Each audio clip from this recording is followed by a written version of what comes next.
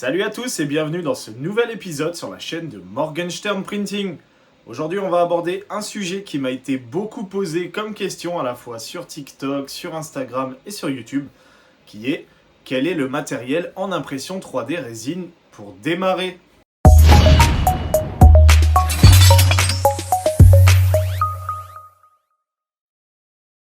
Dans cette vidéo, je n'aborderai pas les imprimantes 3D, à savoir quelle imprimante 3D acheter pour démarrer, puisque ça dépend du budget, et je vous ferai des vidéos dédiées en fonction des différents budgets sur la chaîne YouTube. Si t'es pas encore abonné à la chaîne YouTube, je t'invite à t'abonner et à activer les notifications pour voir les dernières vidéos qui sortiront sur la chaîne. De la même manière, si tu n'es pas encore abonné à mon Instagram ou à mon TikTok, je t'invite à le faire puisqu'il y a plein de choses qui tombent entre les jeux concours, les vidéos, les photos des produits finis, les revues d'imprimantes, bien sûr des conneries à droite et à gauche, mais voilà, c'est vraiment pas les mêmes formats entre YouTube, Insta et TikTok. Sur TikTok, je vais mettre des petites vidéos courtes, mais je vous mettrai aussi des tests, des avancées de projets, alors que sur Instagram, il y aura plutôt des photos des produits finis, enfin en tout cas des impressions terminées. Il y aura également une rediffusion des TikTok, pas dans leur totalité, mais une grosse partie. Et ensuite, vous avez YouTube pour les formats longs et quelques shorts. Comme d'habitude, je vous mets les liens de mes réseaux sociaux dans la description de la vidéo. Je vous mettrai également le lien vers mon site internet, morgensternprinting.fr, sur lequel vous allez pouvoir retrouver tous les accessoires dont je vais parler dans cette vidéo. Bien entendu, je vous mettrai tous les liens des accessoires dont vous aurez besoin pour démarrer correctement en impression 3D résine dans la vidéo, dans la description. Alors c'est pas vraiment un accessoire, mais forcément vous allez en avoir besoin pour démarrer l'impression 3D résine, c'est une imprimante 3D. Alors derrière moi, vous pouvez voir, il y en a plein de modèles différents, plein de tailles différentes. C'est pas le sujet de la vidéo, sachez que peu importe l'imprimante 3D que vous allez acheter, derrière il faudra acheter du matériel en plus pour pouvoir faire de l'impression 3D résine. Donc voilà, ce matériel n'est pas forcément prévu dans votre budget de base. Moi je vous invite à faire votre budget avec le prix de votre imprimante 3D, le matériel pour faire le nettoyage de vos impressions 3D et le matériel qui sert entre guillemets tous les jours à faire de l'impression 3D. Ça vous permettra d'avoir un vrai budget, notamment pour les gens qui veulent se lancer ou quelqu'un de leur famille qui voudrait se lancer. Ça vous permet vraiment d'avoir une enveloppe globale de combien coûte le fait de démarrer dans l'impression 3D. Alors, principalement en résine, ça reste une activité qui est quand même relativement chère. Les imprimantes 3D résine démarrent aux alentours de 150 €. Après, ça monte jusqu'à 3 000, 4 000, 10 000 € en fonction des imprimantes 3D que vous allez acheter. La plus grosse tranche se trouve entre 200 € et 900 €. C'est là-dedans que vous allez avoir quasiment 90% des imprimantes 3D que vous pouvez trouver sur le marché. Je vous ferai des vidéos dédiées sur les imprimantes 3D, notamment quelle imprimante 3D acheter en fonction du budget. Donc quelle imprimante acheter si vous avez moins de 200 €, quelle imprimante 3D acheter si vous avez entre 200 et 300 € de budget, entre 400 et 500, enfin voilà, des tranches budgétaires, et ce qui vous permettra après de prendre la meilleure imprimante pour vous, en fait, en fonction de votre budget, tout en tenant compte, bien entendu, de ce qui est contenu dans cette vidéo, à savoir le matériel additionnel. Puisqu'il ne faut pas l'oublier, c'est un coût qu'il faut investir également au départ. Alors, tout n'est pas acheté au départ, il y a des choses qui sont confort, donc par exemple une wash and cure, j'en parlerai pas dans cette vidéo, pour la simple et bonne raison qu'on peut se passer d'une wash and cure quand on fait l'achat d'une imprimante 3D, mais c'est du confort, donc il y aura une autre vidéo sur tous les petits outils qui peuvent servir dans l'impression 3D résine pour démarrer correctement, mais qui ne sont pas indispensables. Et la wash and cure en fait partie. La première chose que vous allez devoir acheter pour faire de l'impression 3D résine, ce sont des gants. Donc là, en l'occurrence, j'ai pris des gants noirs, mais il en existe de toutes les couleurs. Je vous conseille de prendre les gants en nitrile, puisque c'est ceux qui résistent le mieux chimiquement, mais aussi c'est ceux qui ne provoquent pas d'allergie, contrairement à ceux en latex. Donc si vous êtes potentiellement allergique au latex, vous ne le savez peut-être pas, voilà, moi je vous conseille d'acheter des gants en nitrile qui en plus sont un peu plus résistants que ceux en latex. Et bien entendu, je vous mets dans la description un lien pour pouvoir acheter des gants en nitrile sur Amazon. Alors dans toute la vidéo, je vous ferai ça, ça veut dire que je vous ai mis un lien en description pour pouvoir acheter les produits ou en tout cas voir les produits en question. La deuxième chose que vous allez devoir acheter, c'est des lunettes de protection. Donc là, en l'occurrence, c'est des lunettes anti-UV. Sachez que vous ne pouvez acheter des lunettes qui ne sont pas forcément anti-UV, Mais je vous conseille d'en prendre qui sont en même temps anti-UV pour la simple et bonne raison que vous allez devoir polymériser vos pièces aux UV.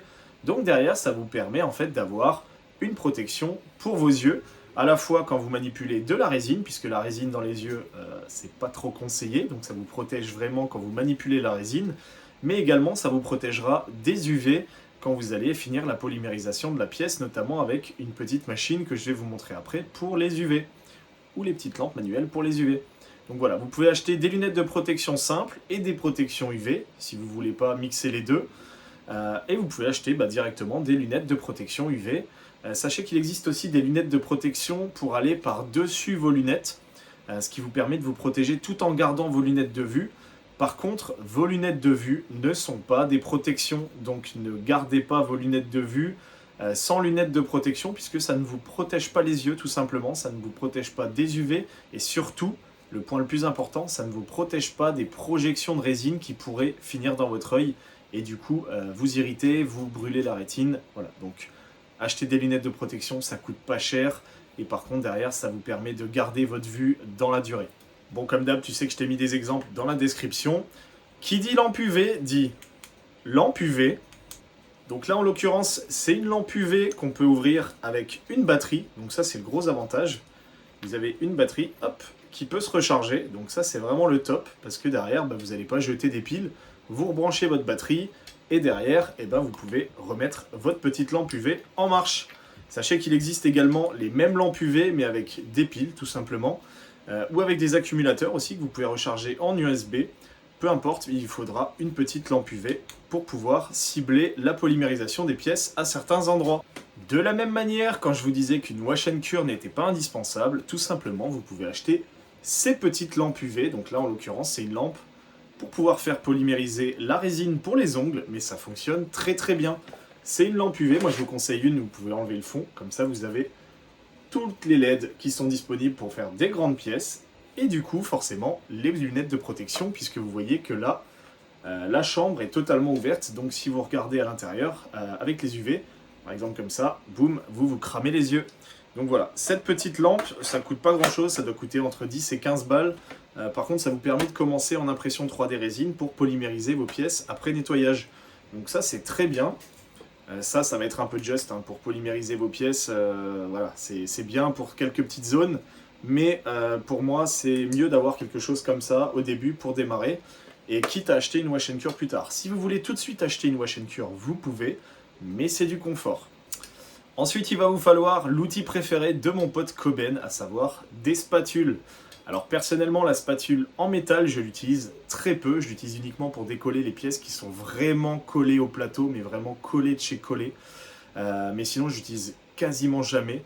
Par contre, la spatule en plastique, moi j'utilise systématiquement pour décoller mes prints de mes plateaux sans abîmer le plateau, puisque ça, vous rayez le plateau, ça, vous ne rayez pas le plateau. Donc c'est un peu plus galère, il faut avoir quelques petites techniques, notamment les radeaux, donc les rafts, en mode skate pour pouvoir passer votre spatule en dessous et soulever, alors qu'avec ça vous pouvez juste bourriner et ça va arracher tout ce qui est sur le plateau. Voilà, c'est un choix, mais sachez qu'il va vous falloir des spatules. Ça se remplace pas parce que c'est du métal, donc vous en avez une à vie. Ça va s'user, il faut en acheter 4, 5, 10, 200, enfin bref, peu importe, ça va s'user dans le temps. C'est pas rapide, mais voilà, moi je préfère utiliser ça se remplace, mais surtout ça abîme pas mes plateaux, donc voilà, moins de risques avec ça, et surtout ça, c'est très tranchant, donc dans votre main, vous vous faites vite une grosse entaille et vous finissez vite aux urgences, comme mon pote Coben, qui a fini avec plusieurs points de suture dans la main, en raclant et en s'enfonçant le coin dans la main. Donc tous les printers qui ont déjà utilisé cette spatule ont déjà dû avoir des frayeurs ou des points de suture. Donc moi je déconseille ça, par contre je vous conseille ça. Donc voilà, en général il y en a une qui est fournie dans les imprimantes 3D, mais vu que ça va s'user vite, il faut en racheter derrière, donc voilà. Tant qu'on est dans les spatules, il vous faut une spatule comme ça. Alors ça s'appelle une maryse. C'est utilisé normalement en cuisine, donc c'est une maryse en silicone, vous voyez, c'est souple. C'est totalement souple. L'avantage de ça, c'est que vous allez pouvoir l'utiliser pour racler la résine au fond de votre bac. Donc vous allez racler la résine quand vous allez vouloir vider votre bac. Et donc vous allez enlever le maximum de résine du FEP et du fond du bac pour pouvoir nettoyer le plus proprement possible votre bac, récupérer un maximum de résine Évitez de rayer le faible, bien sûr, hein, puisque ça ne raye pas, c'est du silicone. Et donc gagner du temps sur le nettoyage et en même temps faire durer plus longtemps votre FEP. Si vous y allez avec ça, vous allez rayer votre FEP. Si vous y allez avec ça, vous allez trouer votre FEP. Donc une maryse en silicone de cuisine, ça fonctionne très bien. Pour moi, c'est un outil indispensable pour faire de la résine, pour pouvoir vider son bac. Qui dit vidage de bac, dit filtre. Donc c'est des filtres spéciaux pour résine, hein, c'est pas des filtres à café, puisqu'il n'y a pas de particules, et vous avez un petit maillage ici, hein, qui vous permet en fait de filtrer la résine de manière très fine, d'éviter toutes les poussières en fait qui vont aller dans votre résine. C'est indispensable quand vous voulez vider votre bac, puisque vous allez avoir des petits débris, ce qu'on appelle des ghosts. Donc c'est des couches qui seront mal polymérisées, qui se baladeront en fait dans votre résine. Vous aurez des petits morceaux de support, vous aurez les pièces qui seront restées collées au fond du bac. Donc voilà, ça indispensable à chaque fois que vous videz votre bac, vous filtrez. Donc c'est des filtres jetables, il vaut mieux les acheter par 100, ça coûte moins cher. Voilà, mais utilisez ça. Par contre, ces filtres-là en métal, je vous le déconseille. Donc ça, c'est des entonnoirs qui sont vendus avec des imprimantes 3D, hein, soi-disant pour filtrer la résine. Ça va marcher 2 fois, sauf que le petit maillage au fond, eh ben, il va vite se boucher, ça va être la merde à nettoyer. Honnêtement, c'est pas un investissement, n'achetez pas ça, c'est de la merde, poubelle. Achetez des filtres jetables, c'est beaucoup plus fiable, et puis voilà, c'est propre, vous mettez à la poubelle, hop là, c'est réglé, on n'en parle plus. Et forcément, il va vous falloir un entonnoir pour pouvoir mettre le filtre à l'intérieur. Alors peu importe l'entonnoir que vous allez choisir, ça peut être un entonnoir de chez Action, peu importe, il vous faut un entonnoir pour pouvoir poser sur votre bouteille avec le filtre au-dessus et vider à l'intérieur ce qui est dans votre bac de résine. Donc voilà, tout simplement, donc entonnoir et filtre. Tant qu'on est sur le nettoyage, il va vous falloir des bidons d'isopropanol. Donc isopropanol, alcool isopropyl, propane de Hall, voilà, c'est la même chose, mais il va vous falloir de l'isopropanol tout simplement pour laver votre FEP, votre bac, votre plateau et surtout tous les outils. Parce que sachez que tous les autres types de nettoyage, notamment pour les résines lavables à l'eau, hein, ça ne se lave pas à l'eau, ça se lave avec de l'isopropanol. Alors l'alcool fonctionne, mais dans une moindre mesure, donc je vous conseille d'acheter de l'isopropanol. Sachez que vous pouvez nettoyer vos pièces à l'isopropanol, mais d'un point de vue budgétaire, ça va être très très cher. C'est ce qu'il y a de mieux. Mais par contre, l'alcool fera très bien l'affaire pour nettoyer le gros de vos pièces. Donc ce que je vous conseille, c'est de faire un bac avec de l'alcool pour enlever le plus gros de la résine, on en parlera après, et un bac avec de l'isopropanol pour finir le nettoyage. Donc voilà, donc il vous faudra de l'isopropanol pour pouvoir nettoyer tout ça.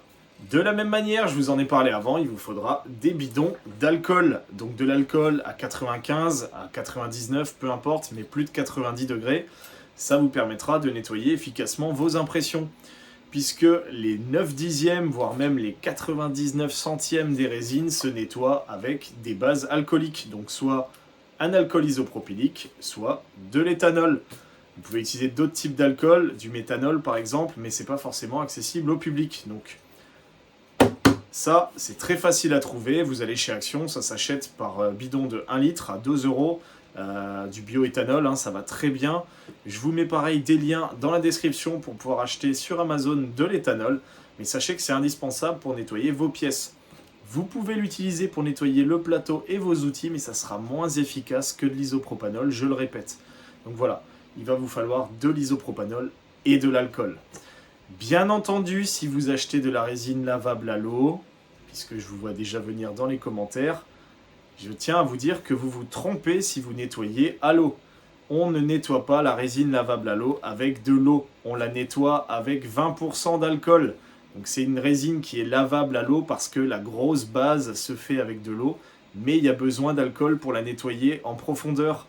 Donc voilà, tous ceux qui nettoient la résine lavable à l'eau avec de l'eau, eh ben c'est une monumentale erreur. Et c'est pour ça que vous avez beaucoup de craquements dans le temps de votre résine. Vous ne le verrez pas tout de suite après le nettoyage, vous pouvez faire la peinture, le séchage, etc. Tout se passera bien. Et plusieurs mois plus tard, eh bien, votre pièce, elle va exploser. Et vous ne comprendrez pas pourquoi, tout simplement parce que vous n'avez pas nettoyé correctement votre pièce. De la même manière, si vous nettoyez de la résine lavable à l'eau, avec 20% ou au moins 15% d'alcool, sachez qu'il ne faut pas mettre à l'évier votre résine. Donc quand vous nettoyez, il faut le mettre dans des bidons vides pour les amener à la déchetterie, pour la simple et bonne raison que la résine lavable à l'eau est tout aussi toxique que les autres résines. Donc vous n'avez aucun intérêt à acheter cette résine, c'est purement une résine commerciale, elle n'a aucun intérêt. En l'occurrence, elles sont souvent très mauvaises par rapport aux autres résines, dans le sens où la résolution est pourrie, elles font du warping, elles font de la rétracte, enfin voilà. Mais elles sont soi-disant écolo, en fait c'est pas du tout écolo pour la simple et bonne raison qu'elles sont tout aussi toxiques pour vous et les organismes aquatiques. Donc à ne pas jeter à votre évier s'il vous plaît. Vous respecterez ainsi la nature et surtout, vous ferez un geste en ne l'achetant pas et en achetant de la vraie résine qui polymérise correctement et qui fait des bons résultats d'impression 3D. Alors, il y a de la résine lavable à l'eau qui est très bien, mais voilà, sachez, je déteste la résine lavable à l'eau. Voilà, c'est un point de vue personnel. Les plus gros printers, en général, détestent aussi la résine lavable à l'eau, donc... personnellement, je ne l'utilise très peu, j'utilise pour les tests, pour vous montrer ce que ça vaut. Mais voilà, si je dois acheter de la résine, j'achèterai de la résine qui n'est pas lavable à l'eau. Vous aurez également besoin de ceci. Alors ça, c'est un jeu de clé à laine et vous en aurez besoin pour votre plateau, donc pour desserrer les vis du plateau, mais également pour pouvoir démonter les FEP. Donc normalement, avec votre imprimante, vous allez recevoir des clés à laine. Voilà, vous en recevrez d'une qualité, on va dire, discutable, mais vous en aurez avec votre imprimante 3D. En général, c'est 99% des cas le cas. Moi, je vous invite à acheter des clés à laine, un jeu complet, où ça sera bien rangé, propre, ou alors vous pouvez imprimer en 3D. Ce petit rangement pour les clés à laine, ça se fait aussi. Mais en tout cas, vous verrez si vous en manque une, parce que si vous les laissez traîner comme vous les recevez avec votre imprimante 3D, vous ne les retrouverez pas le moment où vous en aurez besoin. Donc voilà. Ça, c'est toujours indispensable, ça coûte pas grand chose et franchement, le jour où vous en avez besoin, vous n'êtes pas perdu et vous dire merde, c'est quelle clé qu'il me faut. Vous avez toutes les tailles et surtout, c'est très facile de savoir s'il en manque une. Quand vous achèterez votre imprimante 3D, ce que je vous conseille, c'est également d'acheter ceci. Donc ce sont des FEP de remplacement parce que vous n'êtes pas à l'abri que même le premier jour où vous allez utiliser votre imprimante 3D, vous n'allez pas avoir un FEP qui va être pété, donc percé ou autre. Et donc le fait d'en avoir d'avance, ça vous permet de continuer à imprimer, de ne pas être bloqué parce que votre FEP sera abîmé, parce que votre FEP sera détendu, parce que votre FEP sera percé tout simplement. Vous pourrez le remplacer et reprendre vos impressions. Donc toujours avoir des FEP d'avance. Dès que vous achetez une imprimante 3D, achetez des FEP s'il vous plaît. De toute façon, c'est une pièce d'usure. Vous aurez à les changer quoi qu'il arrive, donc achetez-les tout de suite. Ça fera partie de votre budget de démarrage. Par contre, quand vous utilisez le dernier de la boîte, même principe, vous en recommandez. Vous n'attendez pas que votre FEP soit de nouveau percé, puisque en une impression, votre FEP peut se percer, je le rappelle. Surtout pour les débutants, vous allez faire pas mal d'erreurs, et donc des FEP, vous allez en remplacer à tire-larigot. Quand vous aurez plus d'expérience, vous verrez que vous les remplacerez beaucoup moins, parce que vous aurez moins d'impact, il y aura moins de déchets qui traîneront, il y aura moins de fails, et donc moins de choses qui peuvent l'abîmer. Donc, achetez des FEP par 3, par 5, mais achetez-en. Moi personnellement, je vous conseille plutôt d'acheter des NFEP, qui sont des FEP en PFA, qui est une matière un peu plus résistante, qui a des meilleurs résultats et qui ont surtout une meilleure durabilité, plutôt que des FEP classiques, donc tout simplement FEP. Achetez des NFEP. Donc, comme d'hab, je vous le mets dans la bio, je vous mettrai les liens pour des FEP et pour des NFEP. Il existe également des alternatives qui sont produites par une certaine marque qui s'appelle 3D Materials. Je vous le mettrai aussi en bas. Sachez que c'est un mix entre les FEP et les NFEP. Voilà, il faut juste le savoir. L'avantage, c'est que certains sont beaucoup plus résistants que les NFEP et aussi que les FEP. Mais voilà, la composition est différente, le montage est un peu différent. C'est bien de les connaître, c'est bien de les essayer. Moi, personnellement, je les aime beaucoup. Mais il y a des gens qui fonctionnent très bien avec que des NFEP, donc je vous conseille plutôt d'acheter des NFEP plutôt que des FEP. Voilà, ça c'est mon conseil perso, vous en faites ce que vous voulez. La deuxième chose que je vous conseille d'acheter directement avec votre imprimante résine, c'est tout simplement des protections d'écran. Tout simplement parce que c'est un film qui vient se poser sur l'écran pour le protéger au cas où votre FEP se percerait. Croyez-moi, ça arrive très souvent, notamment chez les débutants. Au début, vous allez faire des erreurs, vous allez mal nettoyer votre bac, vous allez laisser des débris dans le bac, le plateau va descendre, il va percer le FEP, vous allez avoir de la résine qui va couler à travers le FEP sur l'écran. Bref, vous allez flinguer un écran. Et sur une machine, alors sur une Mars 2 Pro comme ça va, ça coûte 30 balles un écran. Sur une machine comme celle-ci par exemple, la Saturn 2, un écran c'est tout de suite 150 euros. Sur une Jupiter, c'est 330 euros un écran. Donc acheter un film de protection, ça coûte entre 10 et 15 balles. Par contre, derrière, ça vous évitera bien des problèmes. Vous n'aurez pas à remplacer l'écran, vous n'aurez pas à nettoyer toute la machine parce que ça va être le merdier. Voilà, donc achetez des protections d'écran s'il vous plaît, ça maintiendra votre machine en vie et surtout ça vous évitera d'acheter et de remplacer des écrans pour rien. Donc voilà, petit conseil, écoutez-moi, voilà. Si vous n'êtes pas d'accord, mettez-le moi en commentaire. En attendant, je vous ai mis le lien dans la description. Alors bien sûr, le film de protection et les FEP sont des choses qui sont à acheter en fonction de votre machine. Toutes les machines n'ont pas les mêmes dimensions. Vous avez une Mars 2 Pro qui a une dimension, vous avez une Anycubic Photon Mono qui a une autre dimension. Tout ça, c'est dépendant de la taille du bac et de la taille pour les protections d'écran de l'écran. Donc je vais vous mettre sur mon site internet un petit guide avec les tailles minimales de FEP qu'il faut acheter et les tailles minimales de protection d'écran qu'il faut acheter aussi pour vos machines. Donc voilà, ça vous permettra derrière de savoir quel FEP acheter. Sachez également que certaines machines, c'est le cas par exemple de la Photon M3 de chez Anycubic, ce sont des FEP qui s'achètent avec un cadre collé. Donc là, vous n'avez pas le choix sur la marque, vous êtes obligé d'acheter du Anycubic. Sur les machines, on va dire dites standards, type les Lego, etc., vous pouvez acheter n'importe quel type de FEP ou NFEP. Il n'y a aucun problème pour ces machines-là, vous pourrez mettre ce que vous voulez dessus, il n'y a pas de problème, ça se monte, ça se démonte. Sur la M3 par exemple, eh ben, vous n'aurez pas le choix. C'est le cas également de certaines Nova 3D où vous avez des FEP collés. Donc je pense par exemple à la Benford, à la Elfin. Voilà, ça c'est des machines où vous avez des FEP collés. Vous êtes obligé d'acheter les FEP de la marque en question. Petite chose qui peut paraître idiote, mais il va vous falloir ça. Donc ça, c'est un petit pulvérisateur. Hein. Vous pouvez prendre n'importe lequel d'un produit pour les vitres qui traîne. Il faut juste que c'est quelque chose dans lequel il y avait un produit à base d'alcool. Donc le produit pour les vitres, c'est idéal. Mais il va vous le falloir pour mettre de l'isopropanol à l'intérieur pour pouvoir nettoyer votre bac, votre plateau. Enfin bref, voilà. Ça, il vous en faut un.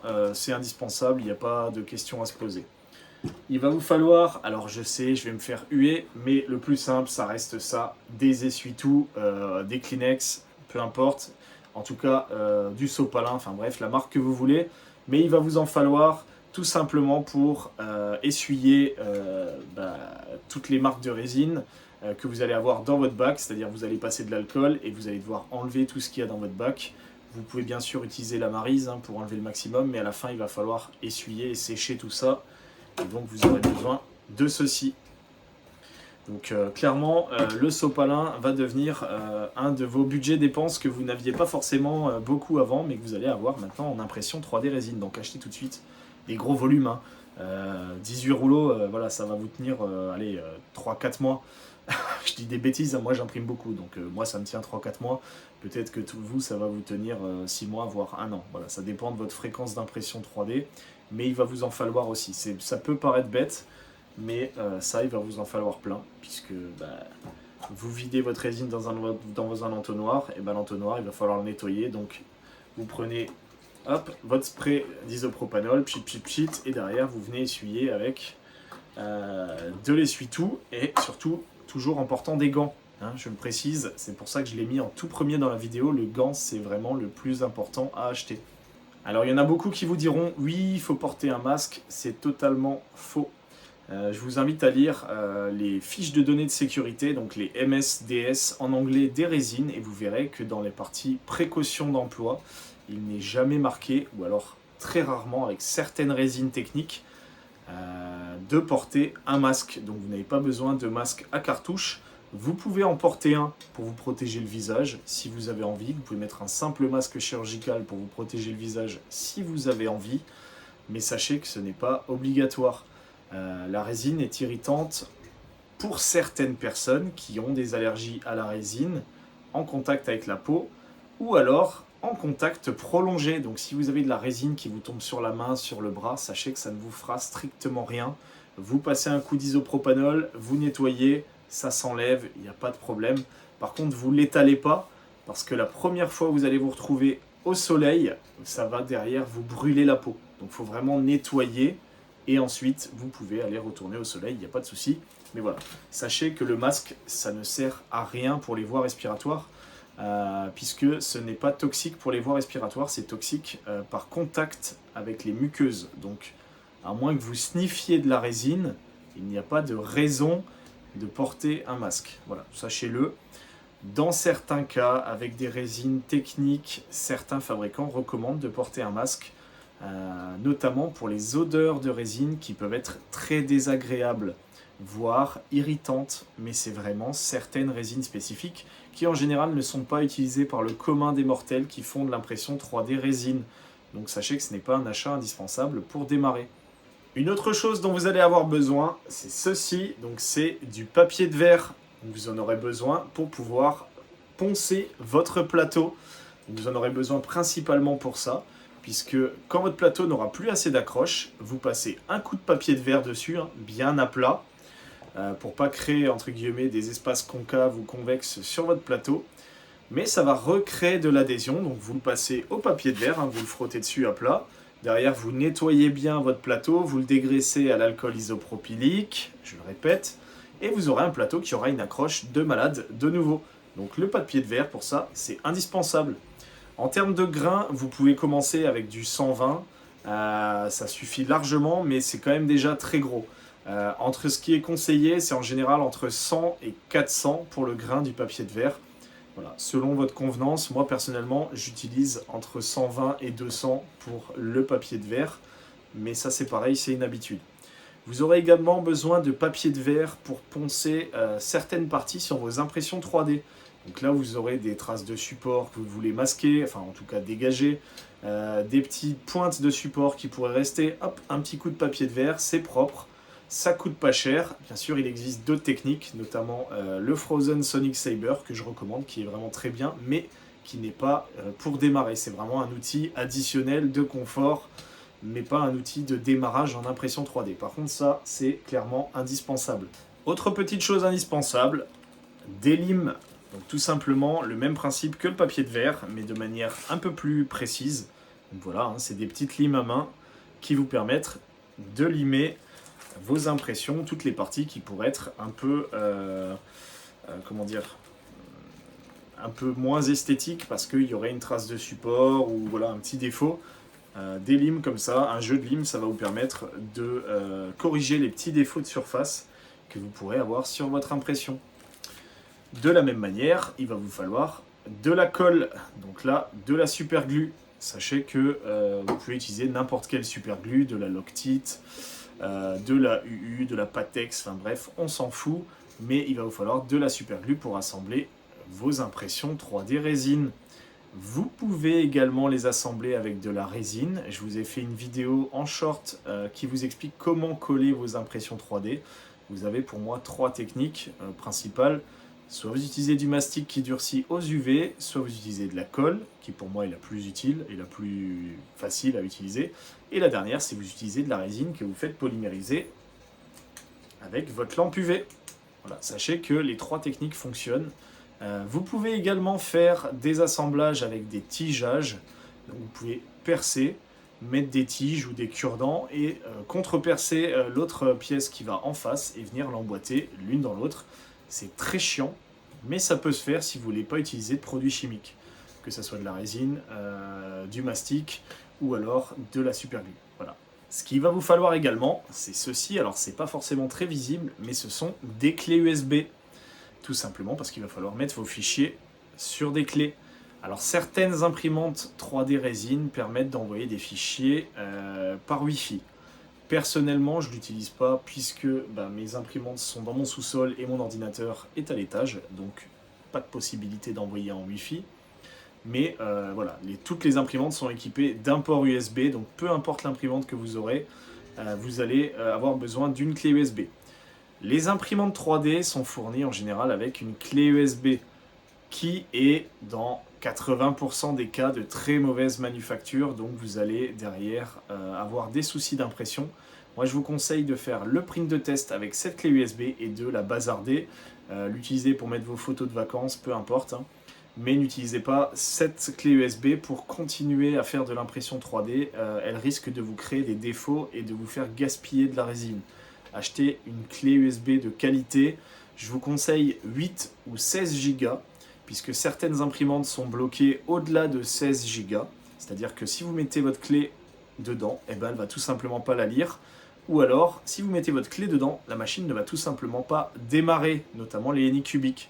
Donc, 16 Go maximum, 8 ça suffit largement, ça coûte pas très cher, et au moins vous aurez une clé de qualité. Moi je vous conseille d'utiliser des SanDisk, mais vous pouvez utiliser d'autres marques, il n'y a pas de souci là-dessus. Ensuite, il va vous falloir une pince coupante. Alors en général, elle est fournie avec l'imprimante 3D.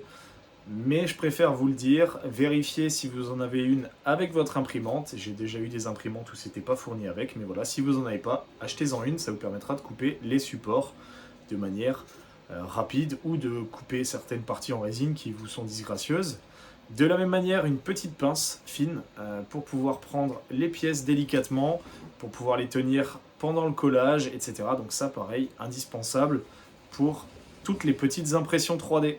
Une autre chose que je trouve indispensable à acheter, c'est tout simplement ceci, un tapis en silicone. Pour la simple et bonne raison que vous allez pouvoir poser dessus vos impressions 3D qui sont encore dégoulinantes de résine, votre plateau plein de résine, à plat bien sûr sur une table, mais surtout ça se nettoie très facilement. Vous pouvez passer de l'isopropanol, de l'alcool dessus, il n'y a pas de problème, ça se nettoie autant de fois que vous le voulez. Et derrière, ça vous évite de tout dégueulasser chez vous, donc soit dans votre atelier, soit dans votre appartement, votre maison, peu importe. Mais voilà, ça pour moi, clairement, c'est un des outils indispensables pour pouvoir commencer l'impression 3D dans des bonnes conditions. Dernier achat que vous allez devoir faire, si vous n'achetez pas de wash and cure, ça va être des bacs hermétiques, donc sur lesquels vous pouvez mettre un couvercle refermable avec un joint, vous savez, les joints en silicone ou en je ne sais pas quelle est la matière, qui permettent d'avoir quelque chose d'étanche pour pouvoir mettre de l'alcool et de l'isopropanol à l'intérieur. Donc moi je conseille d'avoir deux bacs, toujours un premier dans lequel vous allez faire votre premier nettoyage qui va être dégueulasse très rapidement, mais dans lequel vous pourrez faire tremper vos pièces pour enlever le maximum de résine qu'il y a dessus, et un deuxième bac dans lequel vous allez faire un second nettoyage qui vous permettra de vraiment enlever les restes de résine et surtout d'alcool et de résine qui sont dans la pièce et sur la pièce. Et une fois que ce bac est un peu trop sale, et vous l'utilisez comme premier bac de nettoyage. Vous nettoyez le premier qui était encore plus dégueulasse et vous le mettez en propre. Donc voilà, vous faites alterner en fait vos bacs tout le temps. Donc voilà, ça vous aurez besoin. Il vous en faudra deux d'assez grande quantité puisque selon la machine que vous allez acheter, si vous achetez une machine comme la Saturn ou la Saturn 2, la Pegasus, ça va vite être des gros volumes, donc il vous faut quand même des bacs assez conséquents pour pouvoir mettre vos pièces à l'intérieur. Si vous achetez une Mars 2 Pro par exemple, ou une machine équivalente, ou une Mars 3, des tupperwares de grande quantité peuvent suffire du moment qu'ils sont étanches pour pouvoir les fermer et éviter d'avoir tout simplement de l'alcool et de la résine partout chez vous. Au niveau des bacs, moi je vous conseille de les poser sur le tapis en silicone, comme ça si jamais ça déborde dans tous les coins, forcément vous allez pouvoir nettoyer facilement tout ça. Voilà. Mais clairement ces bacs là il faut les oublier, c'est plus pour mettre de la bouffe dedans, c'est destiné à l'impression 3D résine et rien d'autre. Après vous pourrez, le jour où ils seront flingués, les foutre à la poubelle. Voilà. Moi je vous conseille de les acheter si c'est possible en verre, puisque c'est plus facile à nettoyer que le plastique. Vous pouvez vraiment passer avec un Scotch-Brite. Voilà. Ensuite, quelque chose qui n'est pas forcément indispensable, en tout cas pas pour tout le monde, c'est ceci. Donc c'est une espèce de capote, désolé d'utiliser ce mot-là, mais c'est une bâche qu'on vient mettre sur la machine pour protéger la machine des UV. Donc c'est uniquement dans le cas où vous allez mettre votre machine dans une pièce très exposée à la lumière, donc un salon, peu importe la pièce, mais où vous allez avoir une fenêtre ou plusieurs fenêtres avec un accès à la lumière du jour, puisque derrière les UV vont passer potentiellement à travers les cloches anti-UV. Alors toutes les cloches ne se valent pas. Les cloches de Anycubic par exemple sont plutôt adapté puisque j'ai fait le test dans une vidéo que vous pouvez retrouver sur YouTube de toutes les couleurs de cloches de plein de machines différentes. Grosso modo, la PO Polyforge qui a une vitre orange fonctionne très bien en protection des UV, alors que par exemple la Frozen Mighty 8K qui a aussi une cloche orange ne protège pas des UV et ça polymérise à l'intérieur si jamais il y a trop de lumière. De la même manière, la rouge foncée de la BQ protège très bien des UV. Toutes les rouges derrière moi des Lego ne protègent pas du tout des UV. Enfin voilà. En fonction de la machine que vous allez acheter et de la pièce où vous allez mettre la machine, ceci, ça peut être indispensable. Tout simplement, vous lancez votre impression 3D, hop, vous mettez ça sur la machine quand ça tourne. En plus de ça, c'est inifugé, donc même si jamais il n'y a pas de risque, hein, ça ne prendra pas feu, etc. Et quand vous avez fini d'imprimer, vous mettez ça sur la machine si jamais il y a de la résine. Et dans ce cas, il n'y a pas de problème, ça ne va pas polymériser dans votre machine et tout pourrir à l'intérieur. Si vous avez des problèmes de lumière, clairement, ça, c'est plus qu'indispensable. Parce que si derrière, vous laissez votre plateau en fin d'impression exposé à la lumière, et ben, ça va polymériser vos pièces sur le plateau. Ça va être vraiment ignoble, ça va être horrible à décrocher du plateau. Tout va polymériser à l'intérieur du bac, vous allez pouvoir jeter votre FEP, enfin bref, ça va être l'horreur. Donc selon là où vous allez mettre votre imprimante 3D, sachez que ça c'est indispensable. Voilà, je vous mets des liens aussi dans la description. Autre chose indispensable pour démarrer en impression 3D résine, eh ben, il va vous falloir de la résine. Tout simplement parce que pas de résine, pas d'impression 3D. Donc voilà, c'est un peu comme l'imprimante 3D au départ. Sur la résine, je vais vous faire plein de vidéos sur les résines. Sachez que pour les débutants, j'en conseille une particulièrement que je trouve très adaptée, très facile à imprimer avec des résultats très corrects. C'est la Anycubic Eco. Alors elle n'est pas Eco parce qu'elle est économique, elle est Eco parce qu'elle est à base de plantes. Peu importe, on s'en fiche. Mais c'est une résine qui a un très bon rendu, qui est très accessible pour les débutants, qui est de meilleure qualité que la résine standard, que ce soit de Elegoo, de Anycubic, etc. Bien sûr, elle est moins performante que d'autres résines, mais c'est une résine avec laquelle vous allez avoir vraiment des facilités à imprimer au démarrage et des résultats vraiment corrects. Donc pareil, je vous mets le lien dans la description. Sachez que sur les résines, il y a tous les prix, il y a toutes les qualités. Le prix ne veut pas dire meilleure qualité. Vous pouvez trouver des résines très chères, de très mauvaise qualité, ou en tout cas avec des résultats très décevants.